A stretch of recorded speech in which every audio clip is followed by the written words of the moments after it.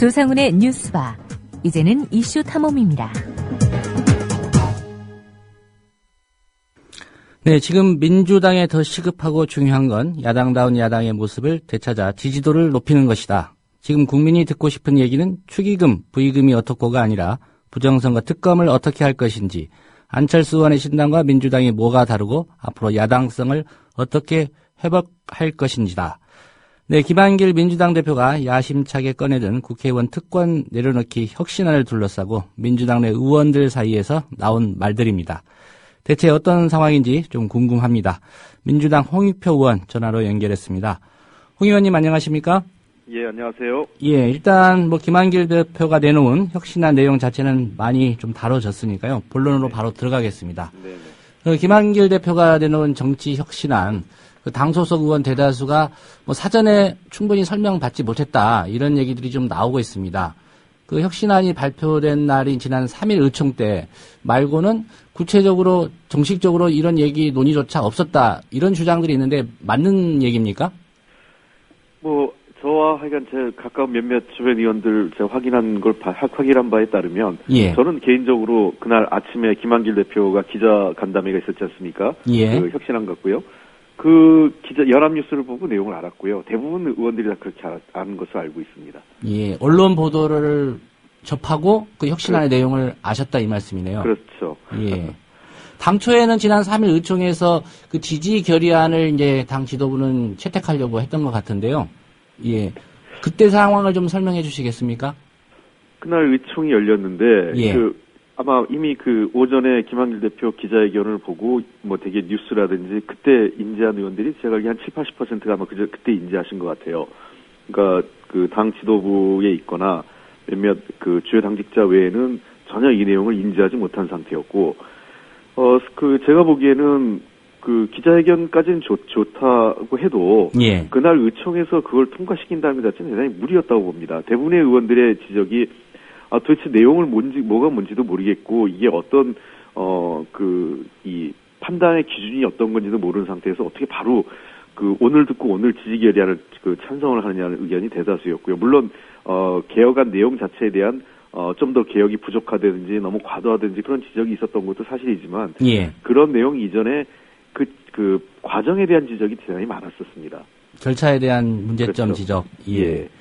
그런데 당 지도부나 대변인단 일각에선 이런 얘기도 합니다. 이미 오래전부터 논의가 되었던 사안들이고 특별한 절차가 필요하지 않았다, 이런 뉘앙스의 얘기도 하는데, 이런 주장에 대해서는 어떤 의견이십니까?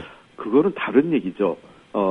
우리가 대부분의 담론이라든지 사회적 담론이 하늘에서 뚝 떨어지지 않지 않습니까? 예. 쭉 사회에서 논의가 되어 왔죠. 그런데 그러한 논의되었던 것이 당의 공식 입장으로 정해지는 것, 또는 나라의 결정도 마찬가지죠. 그러면 사회적으로 여러 차례 오랫동안 논의가 되었으니까 정부가 마음대로 결정해도 되느냐? 그런 거 아니지 않습니까? 대통령이 일방적으로 국회 의견도 물어보지 않고, 이건 사회에 오랫동안 논의됐으니까 이렇게 하겠습니다.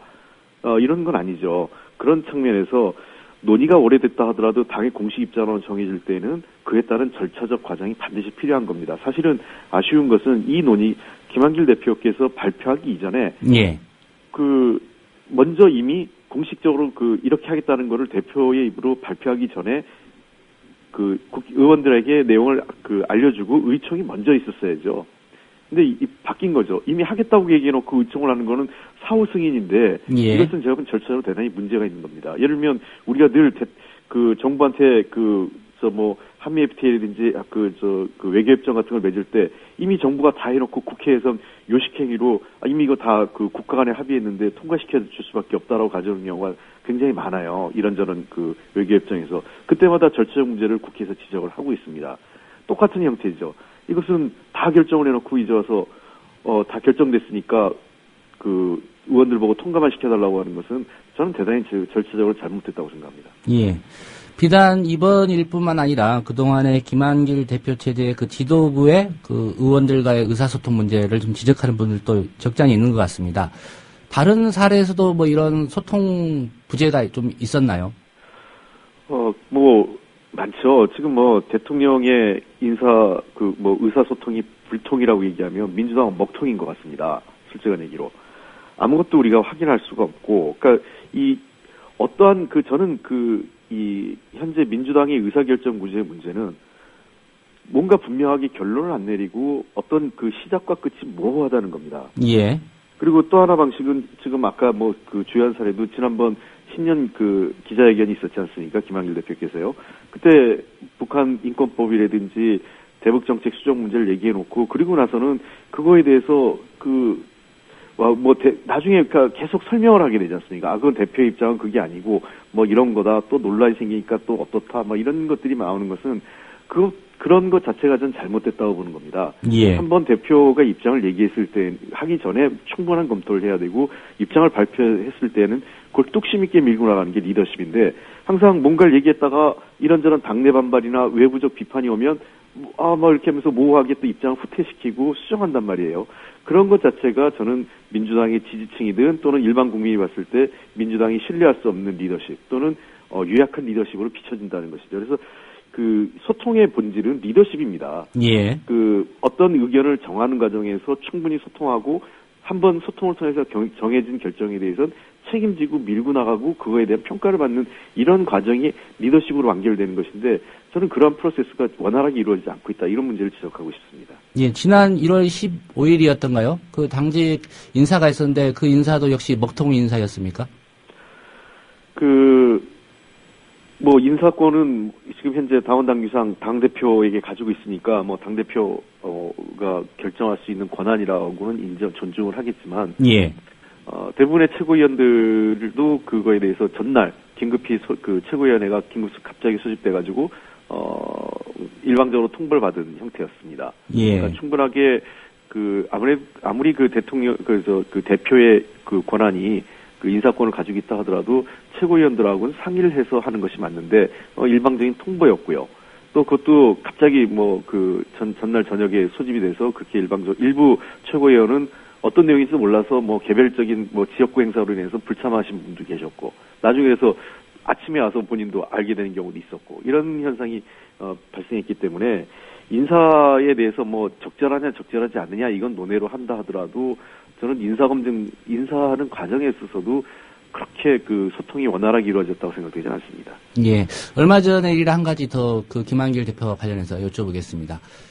최명길 씨하고 함께 버스 투어를 했던데 그 이유는 뭡니까? 설 연휴 즈음에서 주로 충청 호남권을 쭉 세배 투어를 했다고 하죠. 예. 아마 대표로서 현장을 가겠다. 취지가 전 나쁘다고 생각하진 않습니다. 예. 현장을 가서 설 민심을 듣겠다고 했는데 그 자체로서는 대표로서 현장을 가는 거를 누가 뭐라고 하겠고 또 설날 개인적으로 이러저런 바쁜 일정도 있을 텐데 그걸 다 포기하고 주요 우리 민주당의 핵심 지지층이나 할 수 있는 호남과 그다음에 사실상 지역적인 캐스팅 보드라고 할 수 있는 충청권을 투어한다는 것 자체에 대해서는 제가 잘못됐다고 얘기하고 싶지는 않지만은 예. 글쎄요. 저는 콘텐츠의 문제고요.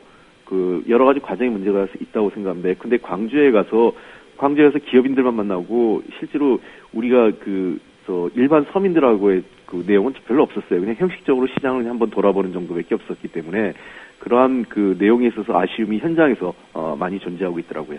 예. 다시 혁신안 얘기를 좀 돌아가겠습니다.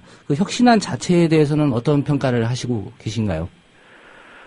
글쎄요. 근데 혁신안에 대해서는 크게 한 세 가지 입장이 존재하는 것 같습니다. 일단은 찬성하는 입장이 있고요. 이 자체에 대해서. 그다음에 두 번째는 혁신안 자체에 일부 문제점이 있다라는 지적도 있고 또 세 번째는 혁신안 이런 거에 대해서 가타부타 이걸 떠나서 민주당이 이렇게 한가하게 축의금 어쩌고 저쩌고 그다음에 무슨 돈 어떠고 저쩌고 이런 문제에 특권 내려놓기 하는 것이 맞느냐. 지금 민주당이 그런 위기에 존립 자체의 위기에 빠져 있는데 그런 방향이 맞느냐. 이 세 가지 지적이 있는 것 같습니다. 예. 근데 우선은 혁신안 자체에 대해서도 제가 보기에는 좀 몇 가지 문제가 있어요. 예를 들면 축의금 조의금이나 이런 것들은 5만 원 이하로 규제하자고 그러는데 규제하자는 것이 이게 공고사항이지 강제사항이 없어요. 예를 들면 10만 원 이상 주고 갔을 때 본인이 그거에 대해서 얘기하지 않으면 아무도 알 수 없는 거 아닙니까? 가서 뭐 열어보자고 할 수는 없는 거 아닙니까? 열어보자고 할 수도 없고, 선관위 직원이나 아니면 뭐 무슨 국세청 직원이 가서 금고를 조의금 봉투를 받는 거를 대행할 수도 없는 거 아니겠어요? 그래서 그런 것들이 현실성이 좀 떨어진다 이런 지적도 있고, 저는 특히 가장 큰 문제는 좋습니다. 그런 어떤 돈의 투명성에 관련된 규제는 언제든지 전 찬성합니다. 당연히 해야 된다고 생각하고요. 그러나 가장 문제가 되는 건 사실 국민소환제 문제가 있습니다. 예. 국민소환제는 사실은 원래 이게 원뜻은 이제 주민소환제에서 나온 거 아니겠어요? 지금 단체장들 시행하고 그렇습니다. 있네요. 예. 근데 이 국민소환제라는 것을 하면서 이게 남발되는 것을 막기 위해서 부정부패한 정치인에 대해서 국민소환제를 하겠다 이런 얘기지 않습니까? 근데 이거는 좀 앞뒤가 안 맞아요. 부정부패한 의원은 법으로 다스려야지 국민소환제를 하면 어떻게 하겠다는 겁니까? 도리어 국회의원의 특권을 더 강화하는 거죠. 부정부패를 했는데 법의 처벌을 안 받고 국민이 소환을 한다? 이건 좀 잘못된 거 아니겠습니까?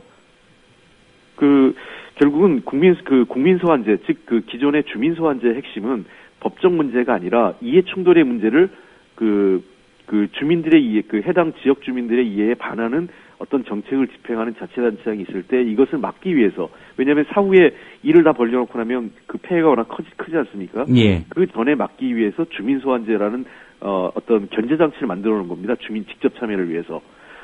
그래서 국회의원에 대한 국민 소환제를 한다면 당연히 법적 문제가 아닌 이해상충과 관련된 문제를 만들어야 되는데, 그렇게 되면 대부분의 국회의원들이 사실은 발언이나 어떤 입법 활동에 재갈을 물리는 거나 마찬가지겠죠. 어떤 특정 세력에 의해서 이 찍힌 국회의원들 같은 경우는 국민소환제를 대부분 국민소환제의 대상이 될 수 있다는 것이죠. 예. 이거는 자유로운 의정 활동이나 입법 활동에 대해서 상당한 제약, 독소 조항으로 작용할 가능성이 높다는 것입니다. 특히 야당은 더더욱 그러겠죠. 그래서 이러한 국민소환제 같은 것을 검토할 때 꼼꼼한 검토가 없었다는 거예요. 그러니까 말도 안 되게 부정부패한 의원을 국민소환한다? 그런 얘기를 저는 아마 변호사도 있었을 텐데 어떻게 그런 내용들이 포함되는지는 이해할 수가 없습니다. 예. 좀 꼼꼼하게 만들어진 혁신은 아니다. 이런 입장이시네요. 그렇습니다. 예. 안철수 신당과의 연대를 위해서는 혁신 요구에 화답할 수밖에 없지 않느냐, 이런 평가도 있습니다. 이 부분은 좀 어떻게 생각하십니까? 안철수 신당 쪽에서도 새 정치를 늘 강조하고 있기 때문에요. 혁신은 안철수 신당과 연대가 아니라 사실은 그와 관계없이 끊임없이 혁신해야 되지 않겠어요? 그러니까 그거는 정당뿐만 아니라 일반 개별 기업도 그렇고 모든 조직이 계속 뭔가 변화하고 혁신하지 않으면 빠르게 급변하는 현대 사회에서 생존 자체가 어렵기 때문에 혁신을 안철수 신당과 연대나 이런 차원에서 접근하는 것은 바람직하지 않다고 생각합니다. 예. 다만 안철수 신당, 안철수 씨였죠. 그 전에, 지난 2012년 안철수 후보가 존재하면서부터 사실 대선 때부터 이런 계속 이 새정치란 화두 속에서 정치 혁신, 이런 것들이 중심적으로 떠오른 건 사실인데, 정치 혁신을 왜 하는지에 대한 답을 우리가 해야 될 것 같아요. 도대체 정치 혁신을 왜 하느냐. 그러니까 결국 정치 혁신이라는 것이 우리가 흔히 얘기하는 경제민주화라든지 복지국가 또는 한반도 평화라는 큰 담론을 하기 위해서 정치가 먼저 변하지 않으면 이러한 의제들을 현실화하기 어렵다. 이런 과제들을 위해서 정치 혁신을 해야 된다면 예. 저는 좀 더 정치 혁신의 내용을 이런 마이너한 내용들, 아주 소소한 내용, 물론 소소한 내용을 제가 폄하하는 건 아니지만 이러한 소소한 내용들보다는 좀 더 큰 그림을 만들어내는 것이 중요하다고 저는 생각을 합니다. 예컨대 과감하게 국회의원 지역구와 비례대표 비율을 지금 현재부터 50대 50으로 바꾼다든지, 소선거구제를 중대선거구제로 그러면서 전환하면서 비례대표제를 현재 300석에서 150석으로 늘린다든지, 이런 정도의 큰 틀에서의 담론을 제시하면서 정치개혁 혁신이 나와야 되는데, 늘 얘기하는 것이 정치혁신이라는 게 국회의원 특권 내려놓기가 정치혁신이라고 한다면 대한민국의 비극이죠. 예. 오늘 이 혁신안 놓고 또 의총 열리지 않습니까? 예, 그렇습니다. 예. 오후에 아마 1시 반부터 열리지 않을까 생각됩니다. 어떻게 전망하십니까? 김한길 대표가 내놓은 안대로 의총에서 통과될 거라고 보시는지요? 아니면 좀 더 논의가 필요하다고 보시는지요? 글쎄, 오늘 논의의 진행에 따라서 어떻게 될지 모르겠지만은, 저는 이건 상당히 아쉬운 부분이 있어요. 왜 그러냐면, 마치 그 지난번 의총에서 그 민주당 의총에 통과 안 시킨 게 민주당 의원들이 그 돈 몇 푼의 기득권을 지키기 위해서 안 한 것처럼 비춰졌단 말이에요, 언론에요. 저는 그러한 그 논란을 자초한 책임이 분명히 지도부에 있다고 생각을 하고, 예. 오늘도 그 내용에 대한 문제점은 분명히 있을 겁니다. 대부분의 의원들이 국민 소환제에 대한 문제점 상당히 많이 하고 계세요.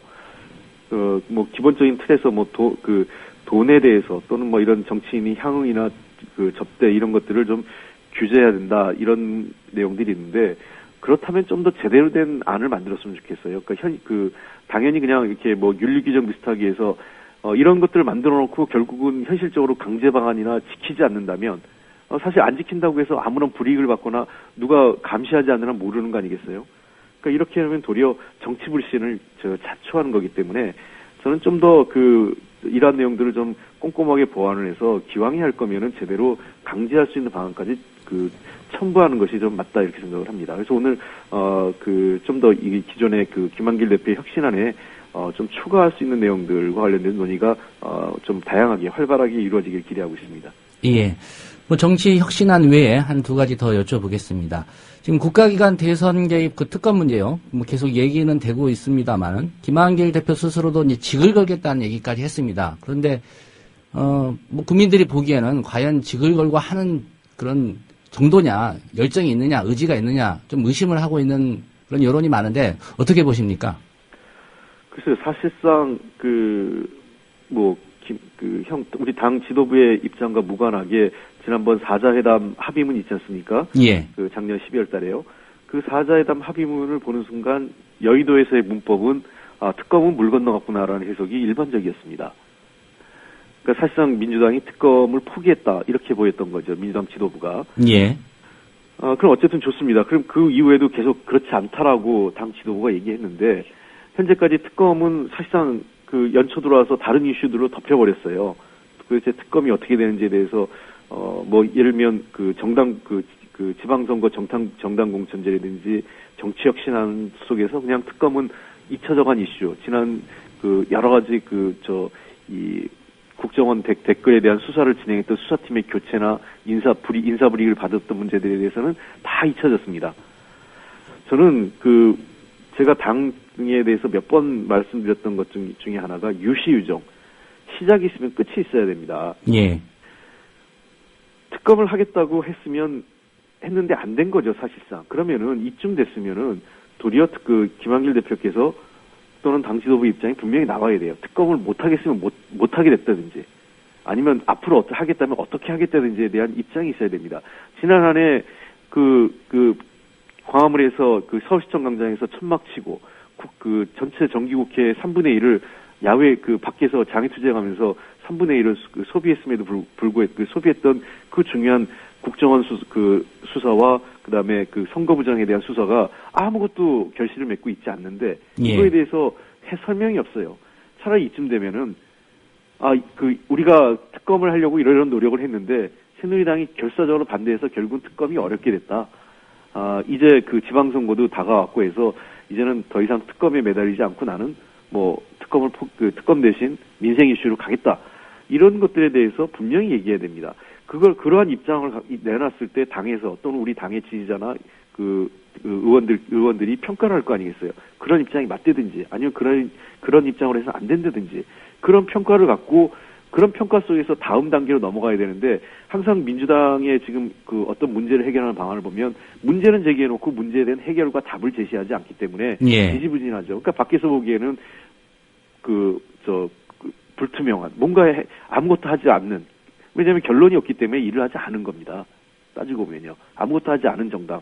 그러니까 이런 어떤 유약하거나 불신받는 힘없는 민주당으로 자꾸 비춰지는 거죠. 야당답지 않은 야당이라는 평가도 받고요. 예. 뭐 지방선거가 이제 넉 달 앞으로 다가왔기 때문에 한 가지 관련해서 질문을 더 드리겠습니다. 지금 김한길 대표 체제로 지방선거 승리 뭐 가능하다고 보시는지요? 저는 뭐 김한길 대표 체제든 뭐 다른 체제든 또는 안철수 씨하고 연대를 하든 대단히 어려운 선거라고 생각을 합니다. 이미 일부 여론조사에서도 나온 것처럼 박원순 시장조차도 박빙 내지는 뒤지는 여론조사가 상당히 많이 나오고 있습니다. 그래서 저는 최근에 민주당이 마치 호남만 지키면 된다. 서울시는 이 수도권은 어느 정도 선전할 것으로 얘기하는 낙관적 기대가 어디에 근거한 건지 좀 모르겠어요. 상당히 저는, 어려운 선거라고 생각을 하고, 이러한 형태로, 이러한 상황으로 쭉 지속되는 것은 6.4 지방선거의 패배를 그냥 그대로 수수방관한 꼴이라고 생각을 합니다. 예. 그래서 반드시 이 선거를 치를 때는 전환점이 있습니다. 전환점을 만들어야 되고요. 과거 김대중 대통령이 야당 총재 시절에는 본인이 어려울 경우에는, 본인이 총재직을 내놓지 않는다 하더라도 대책위를, 선거본부를 초당 외부 인사를 영입해서 어떤 외연을 확장하는 형태로라도 어떤 전환점을 만들었다고 좀 봅니다. 예. 그래서 자기의 권한을 다 공천권을 포함해서 모든 것을 새로운 선거대책위원회, 선거대책본부 위원장을 영입한 분에게 내준다든지 이런 식으로 해서 어떤 변화와 전환점의 계기를 만드는 게 있었기 때문에 저는 민주당이 지금은 심각하게 고민해야 되는 게 어떻게 그러면 전환점을 마련할 건가? 저는 이대로, 민주당이 이런 식으로 그냥 이런 리더십을 갖고 그대로 선거를 치르는 것은, 지방선거 패배에 큰 책임을 지는 민주당은 물론이고 전체 야권의 몰락을 가져오는 중대한 실책을 스스로 아무런 어떤 방책도 취하지 않고 방관하는 꼴이라고 생각을 하고 있습니다. 예, 뭔가 큰 전환점이 필요하다 이런 말씀이시네요. 네, 오늘 아침 이른 시간 여러 가지 말씀 고맙습니다. 네, 감사합니다. 네, 지금까지 민주당 홍익표 의원이었습니다.